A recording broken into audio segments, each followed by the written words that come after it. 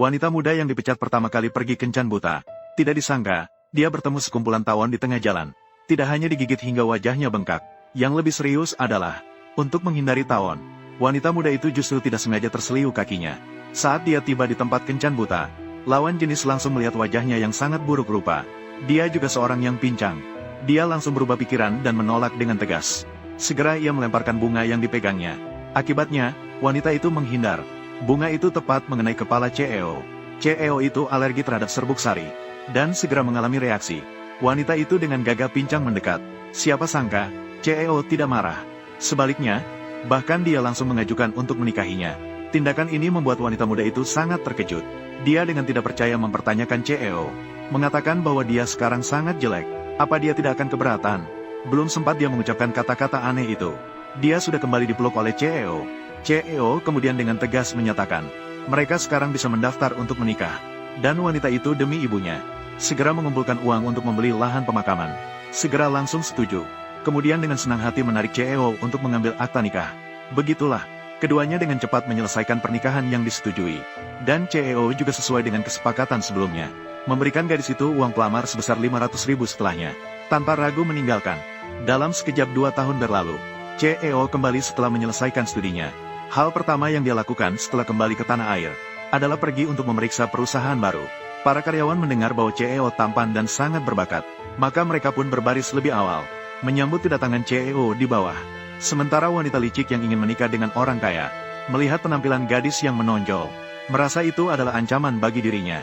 Jadi dia timbul niat jahat, mempersiapkan untuk mempermalukan gadis itu di depan umum. Saat semua orang berkerumun mengerubungi CEO, wanita licik dengan sengaja menjatuhkan gadis itu. Sebenarnya ingin menggunakan kesempatan ini untuk memecat gadis itu. Namun gadis itu bereaksi sangat cepat, segera melakukan situk, mengaku sudah menunjukkan kebugaran kepada CEO. Berhasil meredakan momen canggung.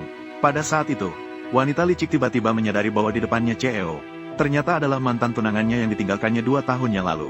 Jadi segera berpura-pura manja, ingin agar CEO membantunya.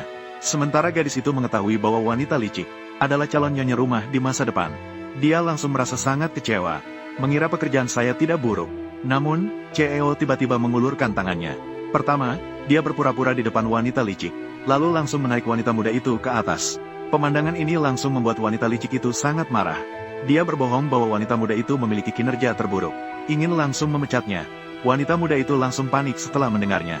Masuk ke perusahaan Changwei. Namun, itu adalah impian yang selalu dia miliki. Saat dia tidak tahu harus berbuat apa, ternyata CEO langsung mengangkatnya menjadi sekretaris CEO. Ini membuat wanita licik semakin marah. Jadi, setelah itu dia mencari wanita muda itu untuk mempertanyakan langsung. Wanita muda yang dipecat, kemudian diketahui sebagai istri sah sang CEO. Apakah kamu ingin menggoda saya? Jiang Xilei, apa yang kamu omongkan ini? Juga tidak bisa hanya diam dan melihat pasanganmu sendiri. Jangan bermimpi untuk menggoda saya, mengira dengan membawa makanan manis sampah ini, untuk menyenangkan kakek, CEO akan memperlakukanmu secara berbeda. Melihatnya, berani-beraninya kamu bersaing dengan saya yang sah. Bersaing untuk menyuketi kakek saya. Mencari mati ya? Maaf, saya tidak mengerti apa yang kamu katakan. Tolong minggir, jangan menghalangi saya untuk melihat kakek. Sangat tidak tahu malu. Bahkan sudah memanggilnya kakek. Itu layakkah kamu panggil? Jiang Xilei, jika kamu terus seperti ini, saya akan memanggil satpam. Apa hubungannya saya melihat kakek dengan kamu? Apa orang ini otaknya bermasalah? Jalannya lurus, terus lihat ke belakang. Kamu hanya memiliki seorang nenek yang menemanimu. Dari mana datangnya anjing brengsek ini? Kamu tahu bahwa kakek CEO ada di teater ini. Jadi ingin memakai alasan untuk mendekati kakek, kan? Kebetulan sekali, kakek CEO juga tinggal di rumah sakit ini. Saya bahkan terkena tembakan saat berbaring. Kenapa? Mulai merasa bersalah, tidak berani berbicara lagi. Saya mengenal Yanting. Dia juga seperti seorang aktris. Yang paling lucu adalah mereka yang dengan niat jahat berpikir tentangnya. Kamu, tunggu saja untuk dipecat. Saya merasa sangat gelisah. Saya merasa sangat cemas. Apakah kamu tidak selesai-selesai? Yanting. Wanita muda ini, Lin Kiki, mengejar ke rumah sakit untuk menyenangkan kakek. Berniat menggoda kamu. Tapi sebenarnya tidak ada hubungannya dengan pekerjaan. CEO-mu, dengarkan saya menjelaskan. Saya tidak berusaha menyenangkan kakek Anda. Saya sebenarnya ingin menggoda kamu. Lin Kiki, jangan jelaskan lagi. Kakek Anda kebetulan tidak ada di sini. Kamu bahkan tidak mengganti seragam setelah kerja. Langsung mengejar ke sini. Benar-benar berniat jahat sejak awal. Masih perlu saya jelaskan. masih harus membantah bahwa kamu bukan. Dengan sengaja untuk menyenangkan kakek, yang kamu bawa adalah kue osmanthus beraroma manis favoritku. Benar-benar bersusah payah, ya. Ini pasti menghabiskan banyak usaha, ya. Kebetulan, ini benar-benar kebetulan. Yanting, cepat pecat dia. Dia hanya ingin meroket jadi orang kaya, sukses. Di mana ada pekerjaan yang bahagia. Saya sendiri akan masuk untuk menjelaskan kepada kakek. Biarkan dia yang mengatakan langsung kepada kalian. Tidak bisa dijelaskan dengan baik. Hanya bisa membuktikan diri dengan tindakan. Kamu berhenti di situ. Kamu tidak bisa menjelaskan ini. Ingin langsung masuk untuk menyenangkan kakek, kan? Dari mana kamu dapat kepercayaan diri ini? Kakek pasti akan mendukungmu. Kamu berhenti di situ. Silakan kamu minggir. Ini adalah barang kakek. Pikiran wanita muda Lin Kiki ini. Ternyata memang tidak ada hubungannya dengan pekerjaan. Kamu pergi ke departemen hari. Mengangkat orang yang sudah meninggal. Saya pergi ke sana untuk merencanakan. Wanita muda yang dipecat, kamu mendengarnya kan? Kamu dipecat. Orang seperti kamu. Sama sekali tidak berusaha untuk bekerja. Bosmu ini begitu tidak berkembang. Kemarin masih merasa dia adalah orang yang cerdas. Hari ini saya terkena cinta yang bodoh. CEO-mu, dengar saya menjelaskan. Jangan mengikuti saya lagi. Saya tidak ingin mendengar omong kosong sekarang. Saya juga tidak ingin berbicara omong kosong. Saya tidak hanya berbicara omong kosong. Saya ingin menjelaskan dengan jelas. Menjaga pekerjaan saya. Jika karena hal seperti ini, tidak akan kehilangan pekerjaan. Saya benar-benar lebih tidak beruntung daripada bebek bertarung. Lin Kiki, jangan buang-buang lagi. Waktu di ruang pertunjukan. Waktu itu sangat berharga. Lagi pula, menjelaskan sama dengan menyembunyikan. Berkata itu menunjukkan ketidakberanian. Anda sudah bilang itu di kehidupan sebelumnya. Kenapa di mana-mana ada omong kosongmu? Menyebalkan sekali. Aku mengatakan kebenaran. Semua diam. Saya sekarang harus menelepon. Jangan mengikuti saya lagi. Untuk menenangkan keamanan publik, hanya bisa menelepon istri saya. Membahas untuk menunda 2 bulan. Mengatur ulang pernikahan. Ikuti saya. Ada pekerjaan, berjuanglah. Tidak diizinkan. Ikuti aku. Saya tidak ingin mengulangi untuk ketiga kalinya. Berhenti. Menelepon pada saat ini. Saya ingin pekerjaan sebagai influencer. Pengguna yang Anda panggil tidak dapat dihubungi sementara. Silakan coba lagi nanti. CEO-mu. Laporan pengunduran diri Ibu Lin. Sudah dikirim ke Departemen Seni. CEO-mu. Anda seharusnya sudah memecatnya. Bukan hanya Lin Kiki. Juga Jiang Ruoyu. Kamu ingin memecatku. Bahkan tunangan juga dipecat. Saluran cinta ada. CEO-mu sangat marah. Li Kiki dari Departemen Seni. Datang lebih awal untuk mempersiapkan urusan personalia. Jangan berpura-pura tidak terlibat. Wanita muda yang dipecat, kemudian diketahui sebagai istri sang CEO. Maaf, saya tidak sengaja. Teman, ini buruk.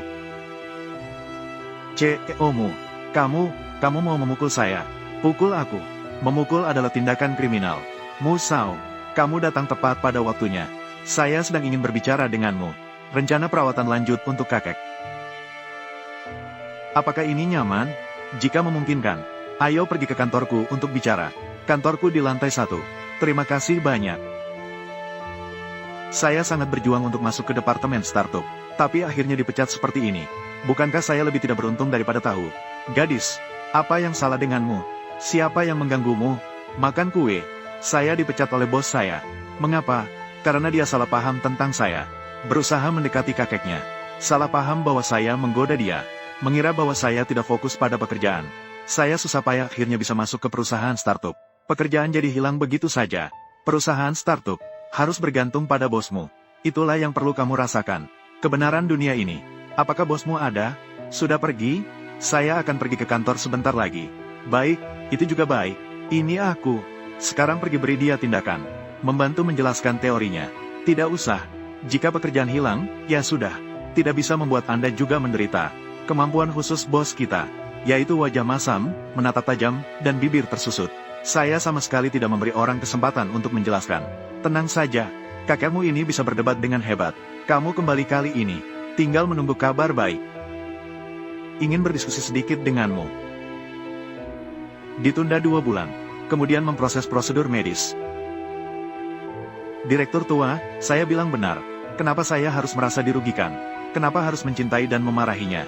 Saya hanya mendengarkan untuk menenangkannya. Mu Yuanting, aku adalah orang yang paling kamu sayangi. Kenapa kamu bisa melihat saya juga? Membawa perbaikan untuk menyenangkan nenekmu. Menyenangkanmu. Apa kesalahan saya? Orang terdekat, sepertinya gadis ini, adalah istri nikah Kilat di sepanjang jalan. Jelas memecat istri nikah Kilat, menolak pelayanan istri nikah Kilat. Ini memanggil orang untuk berpisah. Nakal sekali anak ini, Yanting. Sepertinya, dia sama sekali tidak berniat, dan istri Kilatnya, membangun hubungan dengan baik. Sangat keterlaluan, tampaknya sudah waktunya. Membantu, kakek. Bagaimana Anda bisa di sini? Dengar-dengar, Anda baru saja memecat 2 karyawan. Benar, alasan, dia memfokuskan pikirannya pada tempat yang tidak seharusnya. Itulah sebabnya saya memecat. Anda salah paham. Gadis bernama Lin Kiki itu, kakeknya tinggal di ruang rawat yang sama dengan saya. Dia pergi menjetan kakeknya. Mengingat ini adalah salah paham. Bahkan jika itu bukan salah paham, melakukan seperti ini juga tidak tepat. Beritahu Departemen SDM. Batalkan pemberitahuan pemecatan tadi. Kakek, soal perusahaan saya, Anda, bos baik dari perusahaan pembeli. Karena karyawan di bawah tertarik pada dirinya, maka memecat karyawan. Tindakan semacam itu, secara hukum sudah melanggar undang-undang ketenagakerjaan. Ini adalah kebebasan menikah. Ini adalah hak hukum setiap warga negara. Kakek, jika tidak patuh, jangan panggil saya kakek. Ini adalah perawatan yang berpura-pura. Saya juga tidak akan bekerja sama lagi. Ketika kakek mengatakan begitu, bukan? Selamat tinggal. Tadi saya memanggil Xian Wenqi. Dia dihina oleh mantan bosnya, mengalihkan perhatian dari mantan karyawanku. Bahkan bisa menghina saya. Sangat kebetulan. Segera cari sertifikat pernikahan untukku. Saya ingin melihat istriku. Apakah itu Ling Kiki atau Tan Kiki? CEO-mu. Sertifikat pernikahan Anda.